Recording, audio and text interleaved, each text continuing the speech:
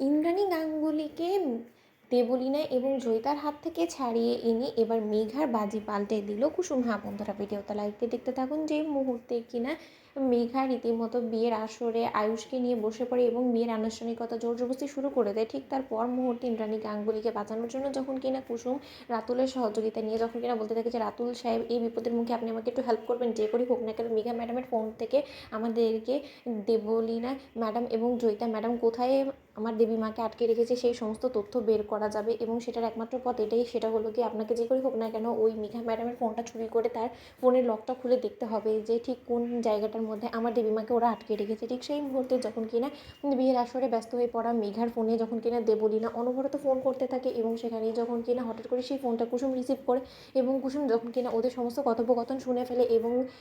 ফেলে রেখে দেওয়া ফোনে সেই সমস্ত টেক্সটগুলো পড়তে পারে, ঠিক তারপর মুহূর্তে কুসুম বলতে থাকে যে পেয়ে গিয়েছি, আমাদেরকে এবার আর কেউ আটকাতে পারবে না, আমাদেরকে যে করে হোক না কেন দেবী মাকে গিয়ে উদ্ধার করতেই হবে, চলুন রাতুল সাহেব আর এক মুহূর্ত দেরি করা যাবে না। ঠিক সেই মুহূর্তে যখন কিনা জিম্মি করে রাখে ইন্দ্রাণী গাঙ্গুলিকে, হুমকি ধমকি দিয়ে শাসাতে থাকে, জয়িতা হাসতে থাকে এবং বলতে থাকে যে জানিস আমার বড্ড বেশি তোকে দেখে মায়া লাগছে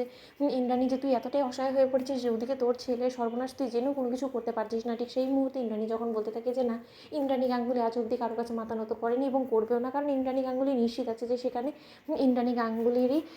প্রতিচ্ছবি ছায়া উপস্থিত আছে, সে হলো গিয়ে কুসুম সরকার, এবং কুসুম সরকার কোনো মতে এই অন্যায়টা হতে দেবে না আমার ছেলের সঙ্গে, এবং সেটা আমি খুব ভালো করে জানি, তাই তো আমি নির্দ্বিধা নিশ্চিন্তে এখানে বসে আছি। তোরা কী করবি বেশি থেকে বেশি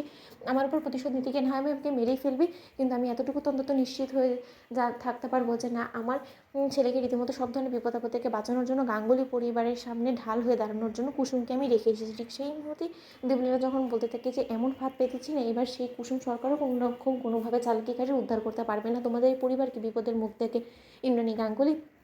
ঠিক সেই মুহূর্তে যখন কিনা আয়ুষের মতের বিরুদ্ধে গিয়ে যখন কিনা মেঘাকে মাকে বাঁচানোর জন্য বিয়ে করতে এক পর্যায়ে বাধ্য হয়ে পড়ে, এবং আয়ুষ যখন কিনা সমস্ত আনুষ্ঠানিকতা সম্পন্ন করে অবশেষে মেঘা সিঁথিতে সিঁদুর পরিয়ে দেয়, ঠিক সেই মুহূর্তেই মূল সময় গিয়ে যখন কিনা ইন্দ্রাণী গাঙ্গুলিকে সেই জিম্মি হয়ে যাওয়া সেই অবস্থা থেকে উদ্ধার করে কুসুম ফিরিয়ে নিয়ে এসে, ঠিক তার পর মুহূর্তেই বিয়ে সম্পন্ন হওয়া মাত্রই আয়ুষের দিকে হঠাৎ করেই ডকুমেন্টস ধরিয়ে দিয়ে মেঘা বলতে থাকি যে না, এবার আয়ুষ্মান গাঙ্গুলি যত শীঘ্রই সম্ভব তুমি এবার তোমার সমস্ত প্রপার্টিস আমার নামে ট্রান্সফার করে দাও, এবং এতে করে আমি এবং তুমি আমরা দুজনেই সুখী থাকবো। ঠিক সেই মুহূর্তে আয়ুষ যখন বলতে থাকে যে আমি মরে যাবো তাও তোমার নামে সমস্ত সম্পত্তি আমি ট্রান্সফার করবো না, ঠিক সেই মুহূর্তে যখন কিনা কুসুম বলতে থাকে যে তার আর কোনো রকম কোনো প্রয়োজন পড়বে না ছোটো সাহেব, কারণ আপনি একদম ভাববেন না, মেঘা ম্যাডাম এক্ষুনি নিশ্চয়ই বলতে চলেছিল যে সে দেবীমাকে শেষ করে দিবে আপনি যদি এই ডকুমেন্টে সাইন না করেন, তাই তো? ঠিক সেই মুহূর্তে মেঘা বলতে থাকে যে হ্যাঁ সেটাই তো করবো, তোমার দেবীমাকে শেষ করেই তো দিতে হবে, আফটার অল ইন্দ্রাণী গাঙ্গুলি থেকেও বেশি দামি যখন প্রপার্টি তোমাদের কাছে। তো বন্ধুরা লাইক কমেন্ট শেয়ার করো, সাবস্ক্রাইব করো।